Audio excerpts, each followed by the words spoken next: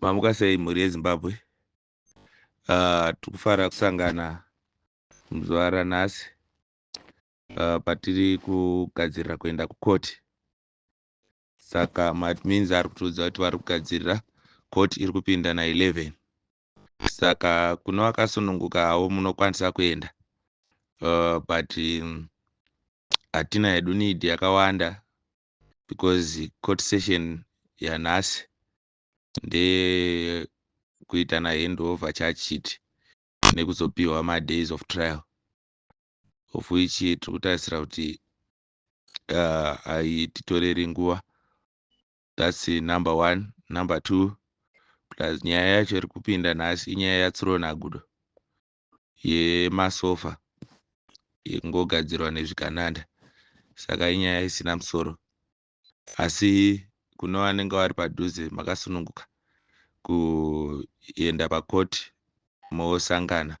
Hatisati tapiwa court date, pandodaira kuti maadmin anenge achinyora kuti court date inenge yakamira sei. So zvakakosha izvozvo. Then more on legal, musi wa28 kuri kupinda koti yeextradition. Pakoti yeextradition takaudzana kuti inoda munhu wese kuti anga ari pakoti. Yeextradition tinoda munhu wese because ndo pane political game rese. Saka extradition case, it's a case of numbers. Iyo yatsironagudo iyo musoro wambuya wavo ngavaite zvavari kuita, we don't care much since nyaya yavo haina weight. Vaitraya kuda kugadzira nyaya isina musoro. So tiri kuti pamberi nerevolution. Then kuground tiri kuona kuti survey yatakaita ndeyekuti revolution yasvika kunzvimbo dzese, vanhu vese vari kuunderstanda. Hatina kukwanisa kusvika nzvimbo dzakawanda nenhau yekuti hatina kuita nguva paground, asi chatakakwanisa kuona ndechekuti mapoints atakafamba nevashoma vatakasangana navo vatagara tichishanda navo murevolution vaitipa maupdates ekuti ground is ready for the revolution, but challenge iripo ndeyekuti the ground is disconnected. So takaita urongwa hwekuti mukwanise kuva well organized at ground level, nekuti pane zvichaitika pamberi apa zvichada kuti vanhu munge muri well coordinated. Saka ndodaira kuti varichatiitira basa muchasangana navo vachishanda zvichakubatsirai, because chiri kunetsa ndechekuti kana tikati taakudai, nyaya iripo ndeyekuti hapana ari kuziva kuti tiri kubva kupi tiri kuenda kupi. Saka zvinhu izvozvo zvinoda kutanga kuti vanhu munge muri well coordinated at local level. Ndo kwatinoti kuruka revolution. Saka todaira kuti vatakapa basa vanotirukira revolution yedu, so muchabata basa rakanaka. Then ruzhinji is fine, vanenge vakwanisa kubatana nevamwe pamuchaziva kuti ava vanhu verevolution, sosanganai navo. Munoziva regime iri pabasa 24/7, but advantage yatinayo ndeyekuti the regime yaMnangagwa ndeyechipower. Udofo ndo hwakazara mumusoro. Makazviona even pawakaba channel, unobvuta channel ine over 200,000. Instead yekuti utotanga kutosenda propaganda dzako kuti vanhu wave neunderstanding, wakatanga kusenda pono. Ndo zvinoratidza kuti hatisisina security. Saka siyanai nazvo zvamunenge muchisimbisana kuti Mnangagwa ndiye akagadzira security system. Security system yemuZimbabwe is shaky. The intelligence is at its lowest.